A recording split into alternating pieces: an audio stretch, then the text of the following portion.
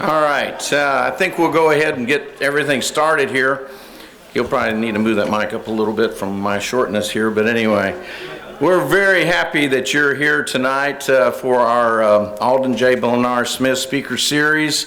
When we started this 5 years ago, when Dr. Kappas said that she would like to try to start a speaker series, our hope was to bring in outstanding speakers from various thought-provoking programs that we might have. We've had NASA astronaut.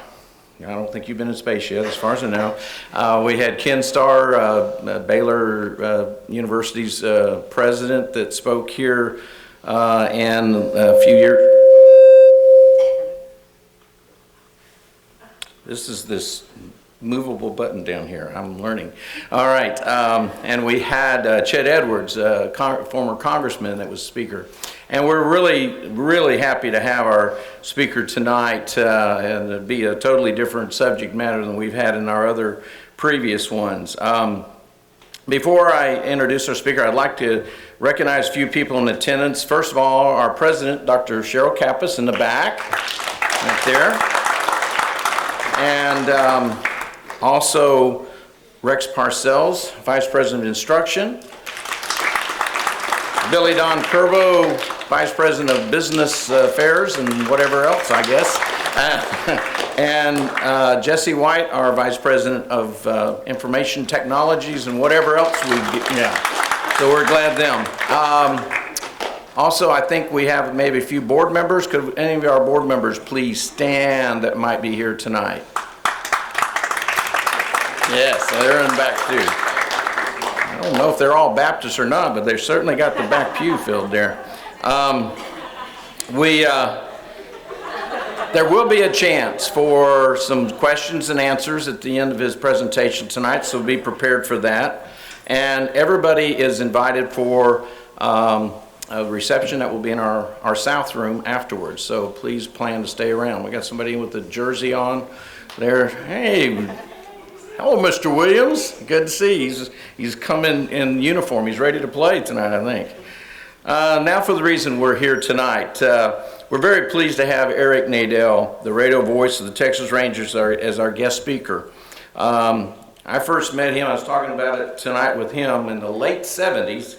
I got a phone call from him, and at that time he was working for the Dallas Blackhawks hockey team.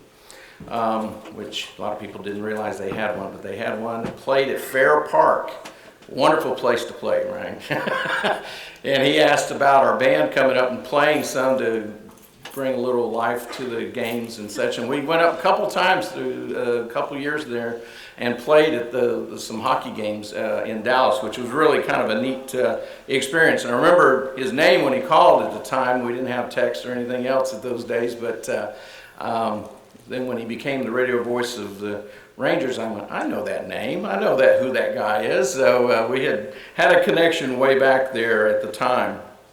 Mr. Nadel has just finished his 19th year as the lead voice in the Texas Rangers radio broadcast. It's his second season with ESPN Dallas 103.3 FM and the Rangers ESPN radio network. He marks his 35th year broadcasting Rangers baseball. This is the longest tenure of any announcer in the history of the franchise and the second longest continuous stint with one team in the American League behind the announcer, I think it's Kansas City, right? Or was. Now, you've got a little ways to go. You got 30 more years to catch Vin Scully, but maybe you'll make that. Vince is starting his 65th, I think, isn't it? So it's hard to believe that guy's been doing it that long. But anyway, Mr. Nadel was inducted as the 15th member of the Texas Rangers Hall of Fame, Baseball Hall of Fame, on August 11th, 2012, and was a 1991 inductee in the Texas Baseball Hall of Fame. He was a finalist in 2011, 12, and 13 for the Ford C. Frick Awards. And he joined the Rangers in 1979 and called games on television, radio in his first 3 seasons, beginning in 1982, and started a 13-year run with Mark Holtz. And some of us that are old enough to remember when it was Mark Holtz and Eric Nadel on the radio. That was quite a joy at that time. And that was when it was on WBAP. Then he returned to the television booth in 1984 and then became the team's lead voice on KRLD when Holtz moved to the television full-time in 1995. His most memorable calls are Nolan Ryan's 5,000th, that's hard to say, 5,000th strikeout, career strikeout on August 22nd, 1989.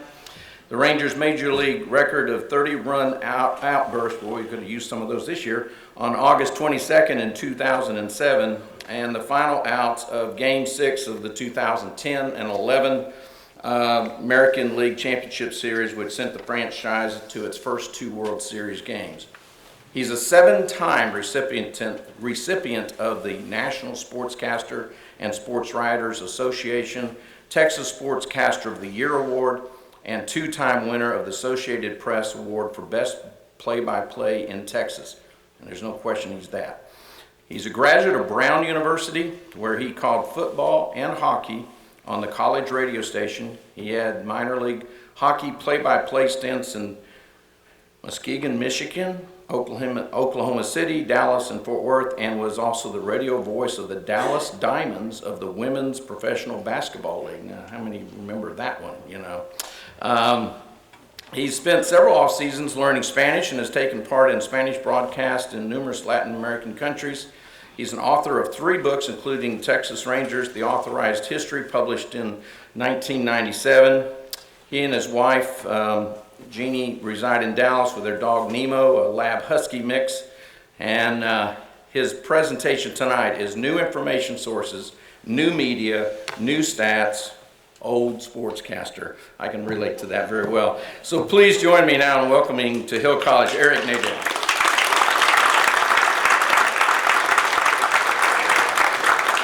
Thanks, Phil. Thanks to all of you for coming out. I love speaking at colleges.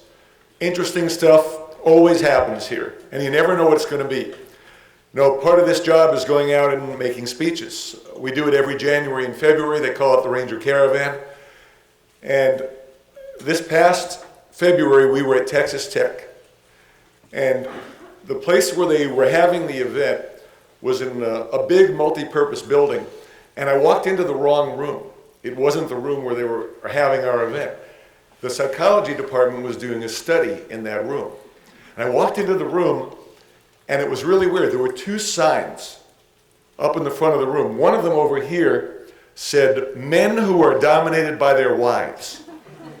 And over here, there was a sign that said, "Men who are not dominated by their wives."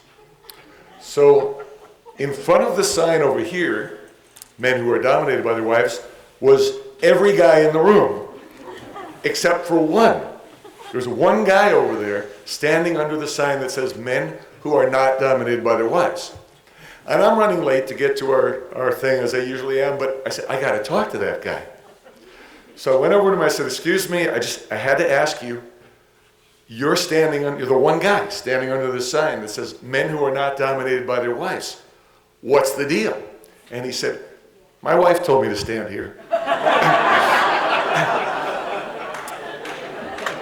So you never know what's going to happen when you show up at an institution of higher learning. And it is kind of ironic that the previous people who have spoken in this speakers series, you know, I've been an astronaut, a university president, and a congressman, all things that my parents would have loved for me to do. Sportscaster, not that much. You know, they paid a lot of money for me to go to Brown University and get a fancy pants education. And when I got out of college, I had no job. I thought I was a pretty good hockey announcer, and I had sent out tapes to all the hockey teams in the country, minor league, major league. It's like 70 tapes. I had no job. And eventually, a couple months later, I would get one. But it was my boyhood dream to do this. And I really am. I'm the epitome of someone living out a boyhood dream. You know, I grew up in Brooklyn, New York, and my dad loved listening to games in the car. He had a convertible. In 1955, DeSoto convertible.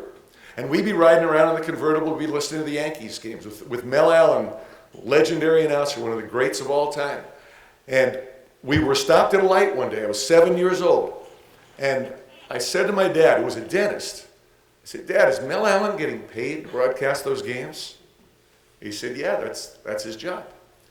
I said, you mean like your job is to go to the office and pull teeth and fill cavities? Mel Allen goes to Yankee Stadium and watches the Yankees play? My dad said, yeah. And I said, I like his job a lot more than your job. And from that point on, this is what I wanted to do. And he explained to me that, you know, the odds were really against me. At that time, there were 16 major league teams. There were 8 in the National League, 8 in the American League. Each team only had 2 announcers. You know, they preferred I do something a little more secure. You know, be a doctor, be a lawyer, be a university president, be an astronaut, be a congressman. But not this. But they tolerated it, and they actually became supportive over the years. But my heroes back in those days were not the players, although I played baseball until freshman year in college. My heroes were the announcers.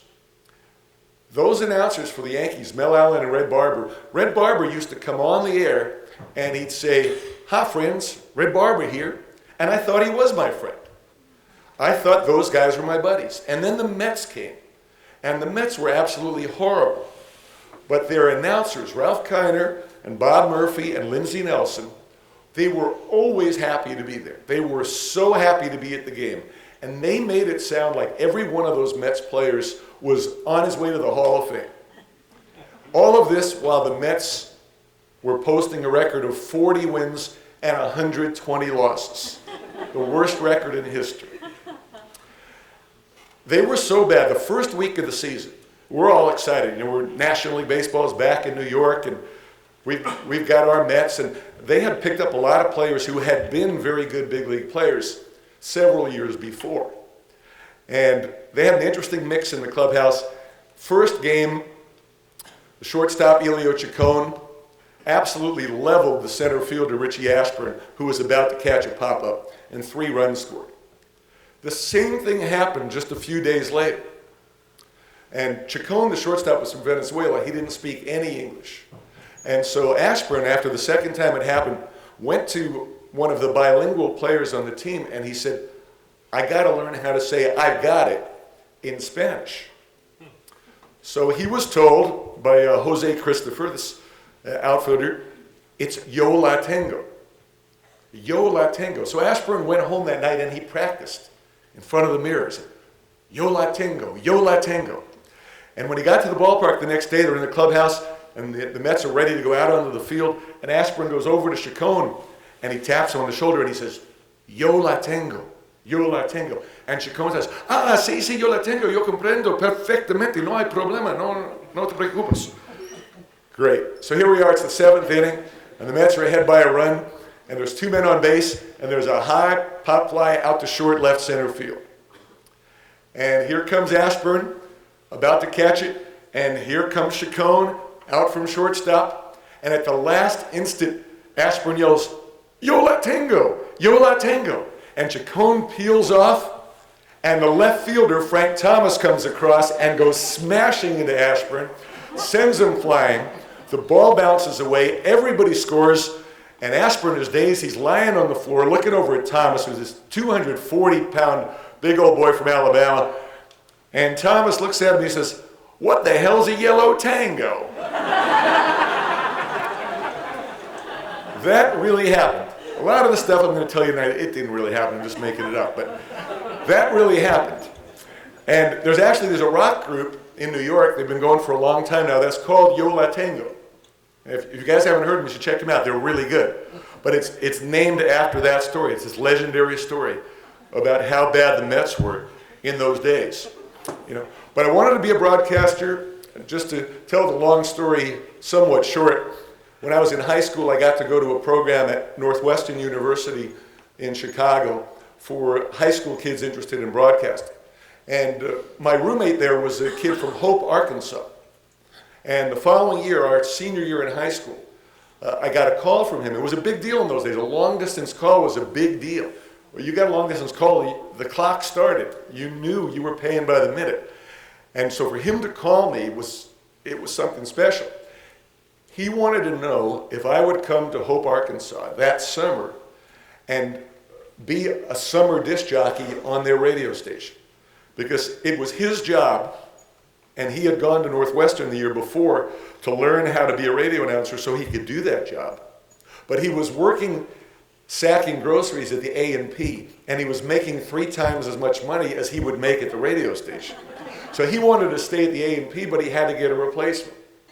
So I was the replacement. And I went down to Hope, Arkansas, and I was a country and western disc jockey, and I was from Brooklyn, New York. I talked like this. And I'm giving the prices of the heifers, and people are calling the radio station, who's this guy? But for the most part, they didn't let me talk. I just played the music. We had to play a Glenn Campbell song every hour because he was from Delight, Arkansas, which was just down the road. And when I went to college the following fall, I had professional experience. So I was permitted to do just about anything I wanted on the radio station, and I became the play-by-play announcer for hockey and for football. We didn't do baseball there. So I wound up getting a job in Muskegon, Michigan, doing minor league hockey, and one thing led to another, and eventually, 6 years later, I'm doing the Dallas Blackhawks games. Minor league team before we got the Dallas Stars.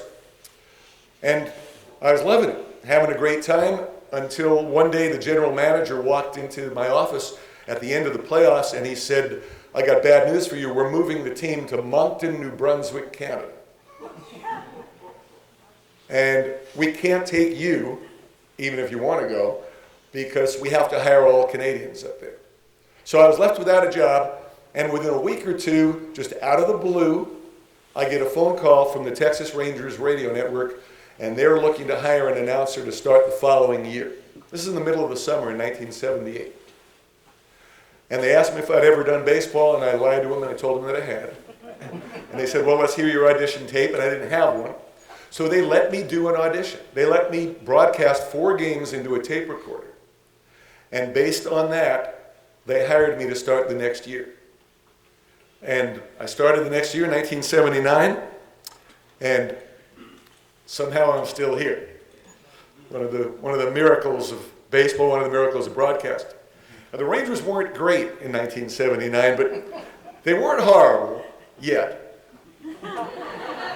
And they had a lot of fun. We had a lot of characters on the team, but it was different then.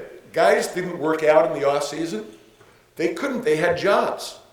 They sold cars. They were substitute teachers. There were 40 players in the history of baseball who actually went to school in the off season and became doctors. And of course, that could never happen now. There's no way a big league player could afford to live on a doctor's income. But back then it happened. The Rangers were legendary back then for scoring runs. We had all kinds of big sluggers, and our pitching was terrible, and the defense was really bad. It was so bad, one writer described it. He said the Rangers' defense is like Stonehenge. They're old, they can't move, and nobody's exactly sure why they're positioned the way that they are. And it was pretty true. But we had a lot of great characters, a lot of funny stuff was said. Charlie Huff, was good for a couple of laughs a day. In spring training one year, the players were doing these drills where the pitchers practice throwing to second base, practice their pickoff move to second base. And there was a seagull that was lurking around second base that whole time. And Charlie made a throw. Charlie was a knuckleballer. He was a little bit wild on any throw that he made. He hit the seagull, literally knocked the seagull out of the sky with a throw to second base, and he immediately said, see what happens when you don't wear a batting helmet on the bases? He thought quick. But there was a lot of frustration for Ranger fans then. They would come close, they would fade in the second half, and who would have thought that now, those of you who are Ranger fans have seen a team that's won 90 games or more 4 years in a row, played in 2 World Series. Who would have expected this? It kind of reminds me of Joaquin Andujar, a guy who pitched back in the 80s. used to say that you can sum up baseball in one word: you never know. It's the most unpredictable game in the world, and it's part of the beauty of it. Every now and then, though, you hear some outrageous prediction that actually comes true. This is my best baseball story, and this is true. Gaylord Perry, guy went on to have a Hall of Fame pitching career, came up from the minors with the Giants in 1963. The manager was Alden. So Perry's up in the big leagues for the first time. It's the National League. It was before the DH anyway, but pitchers are taking batting practice. And the writers are standing behind the batting cage with the manager watching Gaylord Perry take batting practice. And he's hitting shots. He's hitting line drives all over the ballpark. And one of the writers said to Dark, looks like you got yourself a slugger here. And Dark said, he looked at the guy with just total contempt. And he said, they'll put a man on the moon before this guy hits a home run in a major league game. All right, fast forward to 1969, July 20th.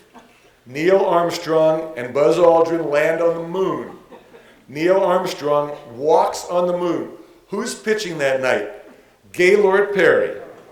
Next time up, home run, the first of his major league career. That really happened. And people say, why do you love baseball? It's stuff like that. It's stuff like that. You figure there's no chance that that really happened. And Ranger fans used to think there's no chance of the Rangers ever going to the World Series. There's this great story. You guys know the story about the Texan in hell? It's a classic Ranger joke from way back. You guys are too young to know when people thought this way about the Rangers. Okay, there's a Texan, he's in hell. And the devil gets real upset because the Texan seems really comfortable. So the devil goes over to the thermostat. He says, well, I'm going to crank this thing up to about 90 degrees and high humidity. And doesn't faze the Texan at all. He's wearing long sleeves. He's totally comfortable. Devil says, all right, I'll ramp it up a little bit. He ramps it up to about 100, turns up the humidity a little more. Texan's just fine. He's smiling. He's having a good time down there. And devil says, all right. He turns the heat up to max. And the Texans, he's just perspiring a little bit. He says, this is no big deal. He says, look, this is like Dallas, in July or August. No big deal. So the devil realized, I know how to get him. And he puts the thermostat way down on freezing. He turns it down to 0 degrees Fahrenheit. And he looks down there, and the Texan is dancing. And the devil says, what's going on? And he says, the Rangers are in the World Series.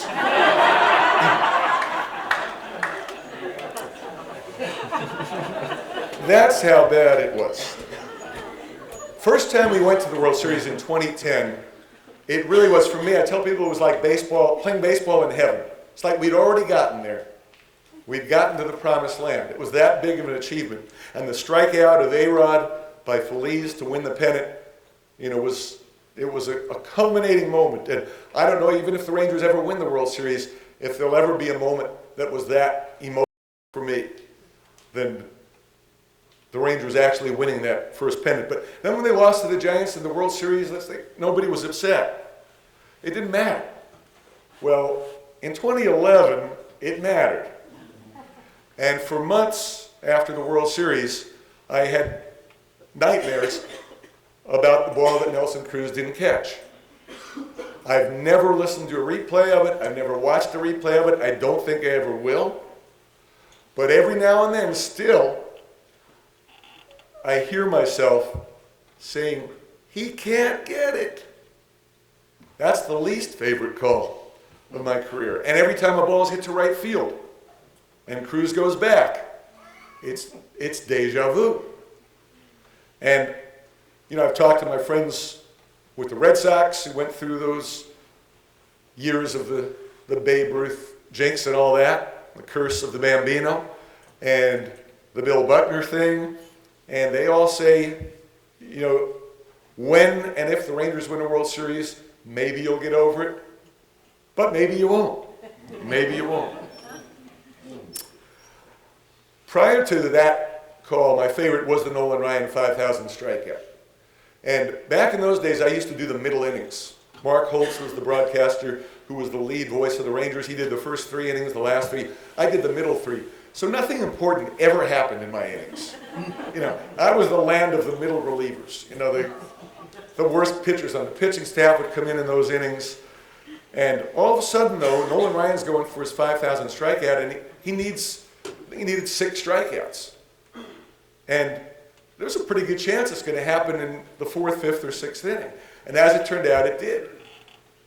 And I had this great plan. I was going to call the strikeout, and then I was just going to be quiet and let the crowd tell the story. But what happened was after the strikeout of Ricky Henderson, all of the Ranger players ran to the pitcher's mound and started mobbing Nolan as if he just finished a no-hitter or something. And I felt that had to be described. And it made for a really interesting call. And the game wasn't televised. And back in those days, home games weren't televised.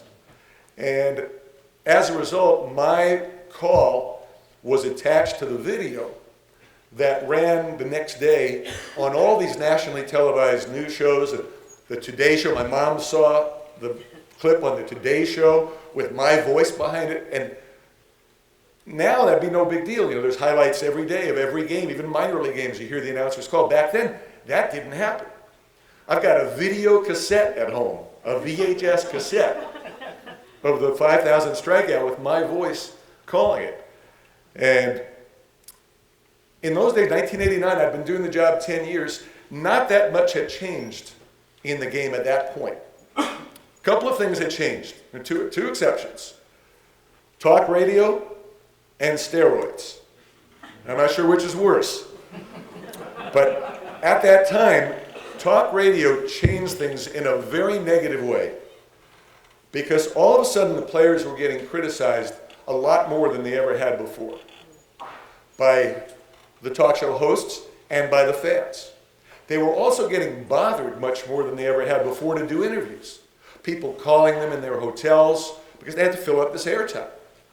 People getting bugged constantly to do interviews on these shows. So the players started looking at the media in an adversarial way. And that continues to a certain extent to this day, and it even affected me. I'm the team's, quote, voice, yet I'm a media guy. So I don't have the same sort of relationship that I used to have with the players. Of course, the fact that I'm 40 years older than most of them now might have something to do with it. And then the steroids thing, we were all in the dark. We were just blissfully naive and ignorant, and Rangers probably had as many players who were guilty of using, or maybe more, than any other team, and we had no idea. Even when Ruben Sierra showed up for spring training one year looking like the Michelin Man, he said he'd been in the gym all winter, and we believed him. And of course, the reason he was able to stay in the gym, we can speculate about, but we really didn't have any idea. But in the 90s, things started changing really dramatically in the way this job is done because of the internet. The preparation changed. There's so much information out there. I can prepare for a series now without talking to anybody. It's not the best way of preparing, but I can find out everything that's been written about a team. There's all kinds of information you can get on there. Out-of-town scores. When I started, we literally had a ticker. We had a tape that ran out of a machine that the second announcer would read that would update you on what's going on in other games. Once the internet started providing sites like ESPN, we plugged in a laptop and all the scores are right there, batter by batter. And the other thing is all of a sudden we're accessible. Fans can send us emails. We used to get letters, actual snail mail letters. We'd get a small stack of them every week. And when we were on WBAP, we got them from all over the country. It was a 50,000 watt clear channel station. We'd get them from truckers who heard the games everywhere. We were in Anaheim one night, and Buzzy Bavasi was the general manager of the Angels. He was in the booth right next to ours. And he came into our booth during a commercial in between innings. And he said, "That was really funny what you said last inning about Bobby Grich." And I said, "Am I talking that loud that you could hear me?" He said, "No, I'm listening to WBAP in there." So we heard from people, but it wasn't exactly immediate. And once we started having email accounts, we got direct feedback from fans. And then, of course, we moved into social networking. Facebook. And I had a Facebook page, but it got hacked. And the guy who hacked me started selling Nike shoes using my name and my picture. It took me about a month to close it down. You know how hard it is to talk to somebody at Facebook? There are no people you can talk to. You have to do it all through email. But eventually I had to send my driver's license, and they were willing to shut it down. But if it hadn't been for Facebook, I wouldn't have known the impact of that pennant-clinching game in 2010 on so many people. I got hundreds and hundreds of Facebook messages from people telling me where they were when A-Rod struck out. They had to drive off the road because they were getting teared up. Or all kinds of amazing stories and great histories of people growing up listening to the radio with their grandparents and listening in a fishing boat with their dad or whatever it was. All precipitated by this one out that sent the Rangers to the World Series. Without social networking, I wouldn't have had that experience. Now there's also the negative side of it, being hacked. And of course, we moved now into Twitter.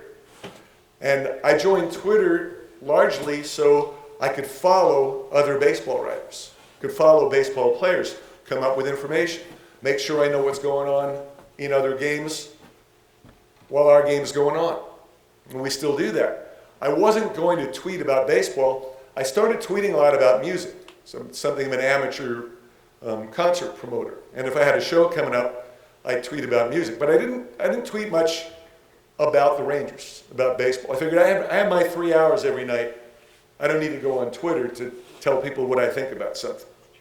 And then this summer, I made the insane decision to go on Twitter and comment on the fact that I thought Yu Darvish was doing a really bad job of holding leads late in close games, and the world exploded. And I learned just how powerful my words can be. And I learned that now anything you say can become public record immediately. And if you tweet something, it's in print.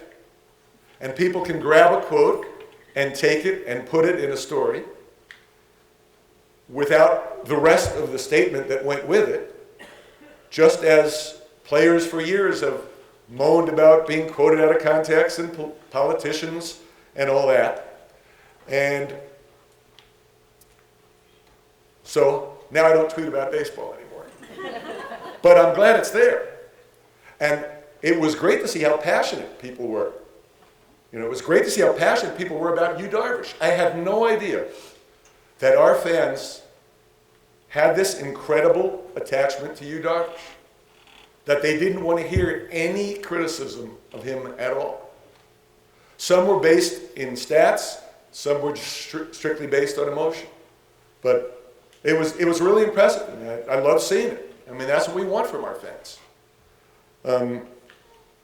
That's the beauty of baseball. Everybody's got an opinion. Everybody's entitled to an opinion. But now, I have to realize anything I say in here, someone could be tweeting. Last night I did a roast for Randy Galloway in Fort Worth. You know how easy that is? They called me up and they said, "You want to come in and roast Randy Galloway?" Are you kidding me? That's like lobbing softballs. So we're 9 of us, we're roasting Randy Galloway. And, I got done, I'm waiting for my car, and I went on Twitter just to see if I'm missing anything. All these people were tweeting direct quotes from things people said about Galloway. And these were jokes. We're making this stuff up. And people are tweeting it, and I'm sure some people are reading it thinking, I really meant that. Or, somebody else really meant that and saying that about Galloway. So you got to be really careful. So that's one of the ways that the job has really changed. Players now are much more aware of what I say too. And everything's archived. And it's not just Ranger fans listening. It's not just people in Texas listening. I had a guy send me an email last year from a tent in Afghanistan. He was in the Air Force. And he subsequently has gotten out of the Air Force. He's come up, he spent time in our booth. But it was amazing to us. This guy's in Afghanistan with bombs going off all around him. He's listening to a Ranger game and sending me email questions about it. And you can go on MLB.com even now and listen to every word I said this year. It's all there.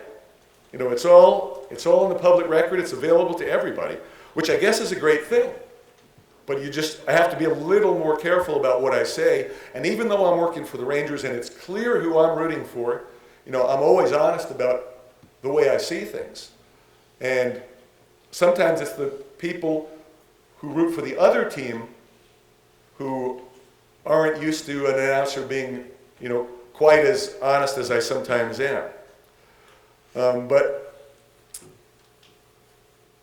keeping the players happy is a bigger challenge than ever. It used to be all you worried about was the wives, because they would hear things selectively. Every now and then a player would hear something, because our broadcasts are carried in the Ranger clubhouse. They have the video of the game, but they carry our audio. Some people prefer the radio style, some people prefer the TV style. They carry the radio down there. And one time a player actually called the booth. Kevin Brown, the guy who pitched for us in the 80s, was very talented, very temperamental. And there was a play where David Hulse, our center fielder, raced over into right center field and tried to dive for a ball and didn't even come close. Bounced about 5 feet in front of him, bounced past him, went for a triple, when if he had just played it on a bounce, it would have been a single. And at the conclusion of my call, I said, Hulse gambled and lost. The phone rings in the booth. Our engineer answers the phone, and the voice on the other end says, "Hey, it's Kevin Brown. I want to talk to Eric." And the engineer said, "Well, he's on the air right now." Kevin said, "I'll wait till the end of the inning." When the inning ended, I got on the phone, and I said, "Hey, Kevin, what's up?" He said, "Can you possibly be more negative?" I said, "What do you mean?" He said, "You said Hulse gambled and lost." Quoted me right. I said, "Yeah." He said, "You should have been praising him for sacrificing his body, for being willing to make that kind of an effort and not care whether he got hurt or not." I said, "Kevin, he turned a single into a triple." I said, and besides, I have to go back on the air. We'll talk about it later. You know, I don't come talk to you when you're on the mound. And I had a very good conversation with him later, and we agreed to disagree, but it made me conscious of the fact that I am the, quote, voice of the Rangers. I am the voice of hope, and within reason, it is my job to put as much of a positive spin on things as I can. I have to maintain my credibility, but if I don't have hope, how can Ranger fans have hope? It's one of the questions I get asked most often. How do you do this job when the team stinks? How do you do the job when it's a bad game? And it's one of the reasons that coming out of college I wasn't interested in doing baseball, because I thought that would be really, really hard. If you do hockey, the action carries the broadcast.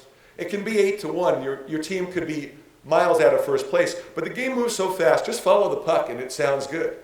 Baseball's not really like that. So when I started, I asked Herb Score, the announcer for the Indians, you know, how does he do it? Cleveland was just horrible for years and years and years.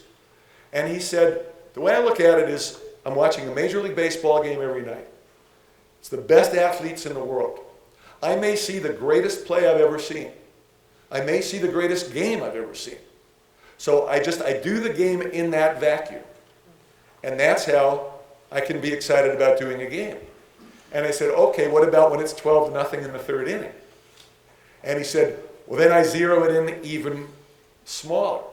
And I think about, this is the inning I might see the best play I've ever seen. And in fact, the best plays I've ever seen have been in games that were blowout games and didn't mean anything. A few years ago, Gary Matthews Jr. made a catch, best catch I've seen a Ranger make, climbed the wall in center field and stole a home run from Mike Lamb. It was 8-1 at the time. The game the game meant absolutely nothing. The play meant absolutely nothing. And it's the best play I've ever seen. Best play I've ever seen against the Rangers, Ken Griffey Jr. made it. Against Ruben Sierra, I'll still never forget.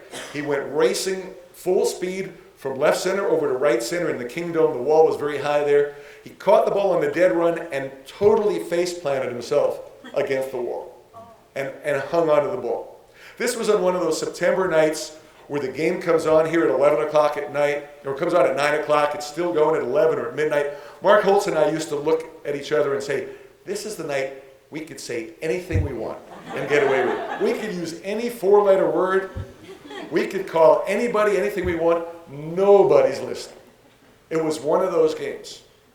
Oddly enough, after one of those seasons, I was doing a speaking engagement, and it was down around Waco, and a guy came up to me and he said, I'm a park ranger. He said, I love it when you play those West Coast games late at night because it gives me something to listen to. All I do is drive around the lake all night. And as long as you guys stay on the air, it's a lot easier for me to stay awake. He said, and how about that play Griffey made on Sierra? The guy remembered that play. So I realized then people really are listening, even to those games. But it's not quite the way it is now, where I'm getting constant feedback.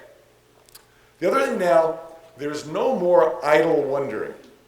If I say, I wonder if that's ever happened before, it's my job to try and find out. I've got a laptop there.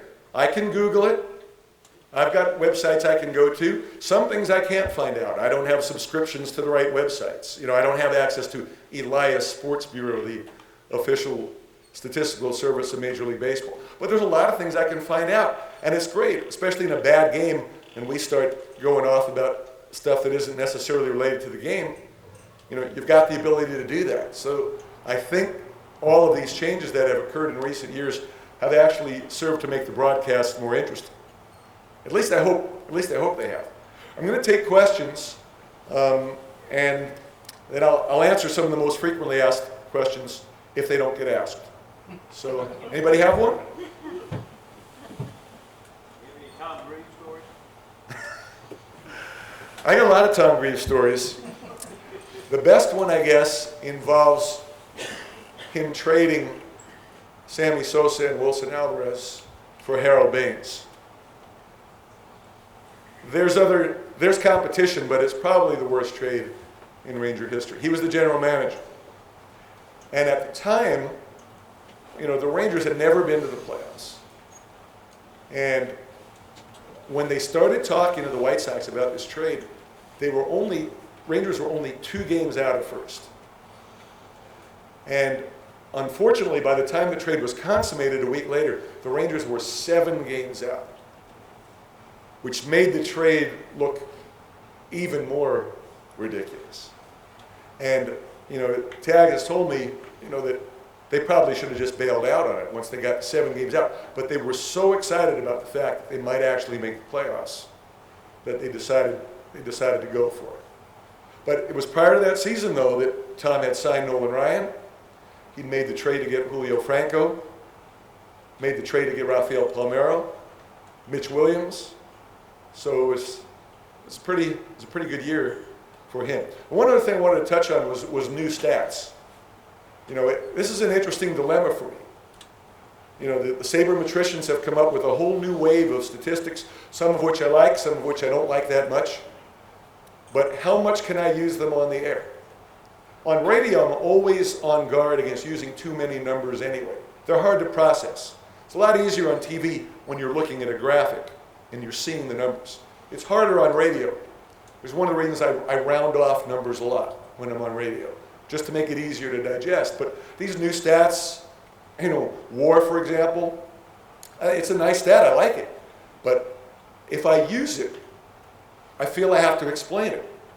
The best of all of them, I think, is OPS.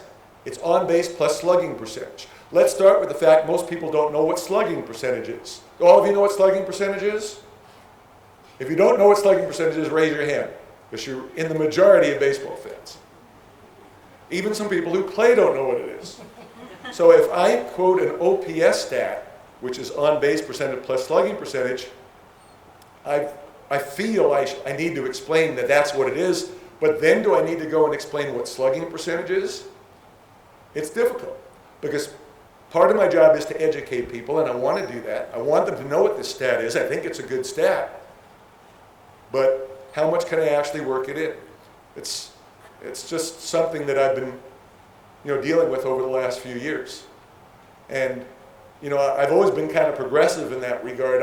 I was using lefty-righty stats and stats against specific pitchers and things like that before, most baseball announcers were doing it. And I'd like to use some of these too, but, I don't want to confuse people. Just thought I better get that in. It was in the title of the speech. Don't want to bait and switch you guys. So when can we get on a radio station in the medical club to make people work in Mexico about Italy?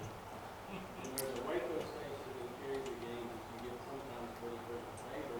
Right. Going on another period of the game. Yeah, it's a good question.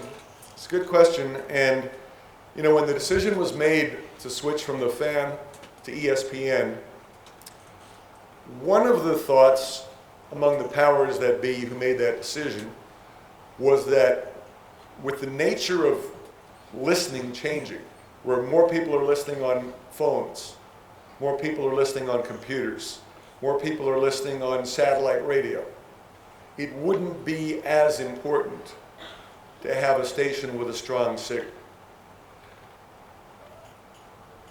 They may or may not be regretting that decision. But, right now, ESPN has a contract for a couple more years. So the best I can tell you is if you're not happy with it, let them know. And the more people who let them know, the more chance that when the contract comes up, they'll look to go somewhere else with a stronger signal. Yeah, well, there'll be somebody who'll answer the call or the email. Anybody else? Yeah. Who's your all-time favorite player? All-time favorite player is Nolan. Every game he pitched, you knew something special might happen. You really went to the ballpark super psyched those nights. You might see something historic. The other thing about Nolan was when he got to us, we couldn't believe that Nolan Ryan was going to play for us. When there were these rumors in the winter meetings that year that Nolan Ryan might sign with the Rangers, we're like, he's going to sign with the Rangers. He's going to use us to get the price up, and then he's going to go sign with somebody else. And here's Nolan Ryan. This is like Elvis. After every game when we're on the road, he goes out to the bus, and he doesn't get on the bus. He stands off to the side, and he signs autograph until the very second the bus is leaving. Every single day. While other players are filing on the bus, ignoring the kids who are out there looking for autographs, Nolan's out there. He's getting Sharpie marks on his sport jacket, on his shirts, signing every single day. It was amazing. Pudge is probably my second favorite. I've never seen a catcher throw like that. Even now they talk about Yadier Molina, and he's great. But to see Pudge throw to second base and see the difference in velocity between that and the other catchers was just astounding back then. And then we became a hitter. All of that mixed in with his incredible smile, his charisma. He would be number two. Number three is a bit of a surprise. My number three is Julio Franco. No Ranger ever hit the ball as hard as he did, and against good pitching. I always felt that you had to be incredibly brave to pitch to him because he hit rockets up the middle a couple of times a game. And he did it off 98-mile-an-hour fastballs and nasty split-finger pitches. The guy was just incredible. He wasn't the greatest fielder. He used the biggest bat a Ranger has ever used, had this crazy stance. You didn't know how he could do it. He was still doing that at age 44. And he was just a unique specimen and a really good guy, too. What are your thoughts on Ryan leaving the Ranger organization? I'm really sorry that he left, needless to say. He's a friend of mine. He was a great guy to work for, extremely employee-friendly, extremely fan-friendly. And, I think it was great to have his Well, his expertise as kind of a sounding block. I think the die was probably cast last winter when the decision was made that Nolan wouldn't be the ultimate authority anymore on everything and would be more of a consultant, and it was a role he wasn't comfortable with. And I understand that.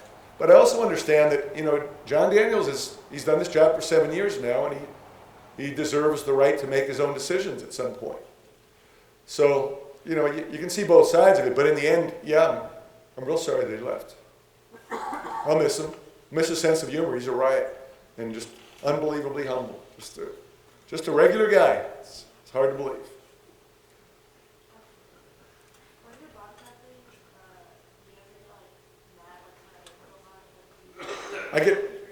I get mad all the time. I have an on-off switch on my microphone. Most announcers don't. Most announcers have what's called a cough switch. It's a button that you have to hold down if you're going to cough. So you're going to cough, you hold it down, and you release it. I want a toggle switch where I can shut it off completely. So if I would need to vent, I can shut it off while my partner is talking. I can say what I want to say off mic. And then between innings, the same thing. We turn off our mics between innings. And that's when the best stuff is said. But you can't hear it. That was so weird about the Darvish night, too. Normally, it's enough for me in between innings to vent orally to whoever's listening in the booth between innings. Can you believe he did that? Or he did that again? Whatever it is. That night, I felt I needed to tweet it. But never again. But that's how we do it. So we do get mad. Kinsler keeps popping up. Yeah, we get mad. Whatever else it is. I'm the biggest Ranger fan in the world. I've lived with this team for 35 years. It's hard when they lose. Plus, I know the guys, the good guys, and you want them to win. I love Wash. You want him to win. I know how hard everybody in the organization works. And the other teams are the same. Whatever team you're with, you wind up loving your guys. So, yeah, I get mad.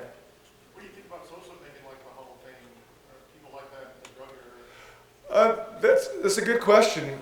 Should steroid users, either admitted, proven, or accused, go into the Hall of Fame?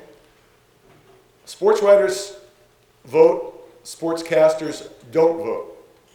Generally, I don't think that's right. On this one, though, I'm really glad that I'm not put on that spot. I really don't know what the answer is. On the one hand, I think there are so many guys who did it and didn't get caught. There are other guys who we are sure did it and didn't get caught. Are we going to vote for them? How do you make the distinction when you really don't know about so many of them? And sometimes I tend to side with the guys who say, let them all in. That's the way the era was. Based on performance, let them in. But then you're penalizing the guys who played it clean. So there's not a simple answer. I honestly don't know what the answer is. Same thing with Pete Rose. Pete Rose, I'm still of the belief he should not be in the Hall of Fame. That the one cardinal sin, gambling on baseball, when you have an effect on the game, whether as a manager or player, to me, just can't be tolerated. You never bet against his team, though. But even if he bet on his team, if he's managing that game, he's going to manage that game differently than a game that he didn't have a bet on. He's going to use a pitcher who maybe needs a day of rest. He's going to use his players differently. So that's the qualifier on that.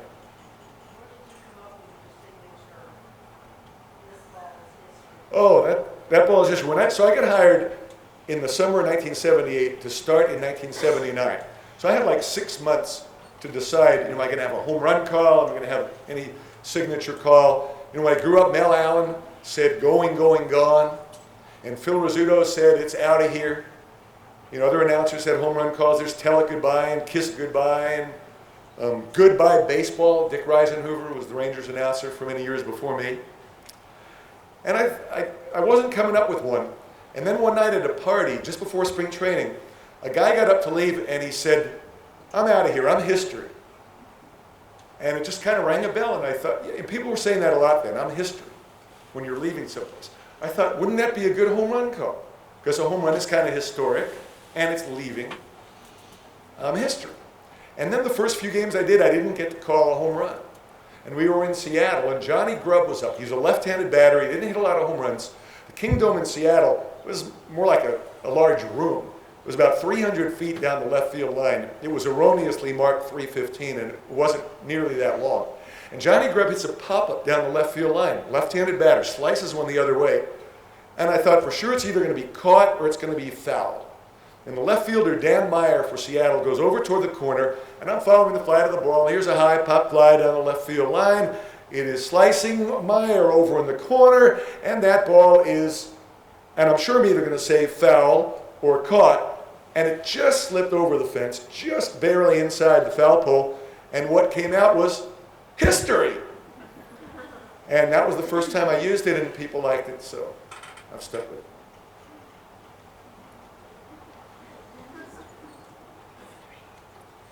Anybody else? Yes.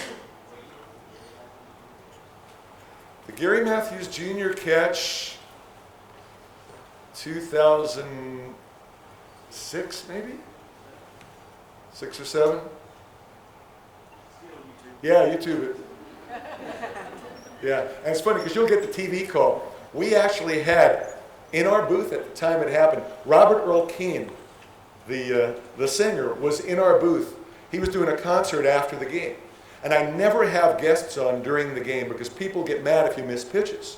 And it's not like on TV where you can have a guest on and they see the picture so you just ignore pitches. But it was a bad game, and I'm a huge Robert Earl Keen fan. So somebody came in the 7th inning and said, "Hey, do you guys want to talk to Robert Earl Keen on the air?" I said, "Yeah, I've never met Robert Earl Keen. Bring him in." Robert Earl Keen was being interviewed while Gary Matthews made that catch. And in the background on the radio call, you can hear, because he didn't know that you have to shut up in the booth when we're calling the play. But you'll get a radio call on that probably. And it was a Saturday game, might have even been a national game. But it was an amazing catch. Well, I want to thank you all for having me. It was a joy to come down here. And thank you for inviting me. And thanks for being great Ranger fans too. We know a lot of you come up there. And we'll see you at the ballpark.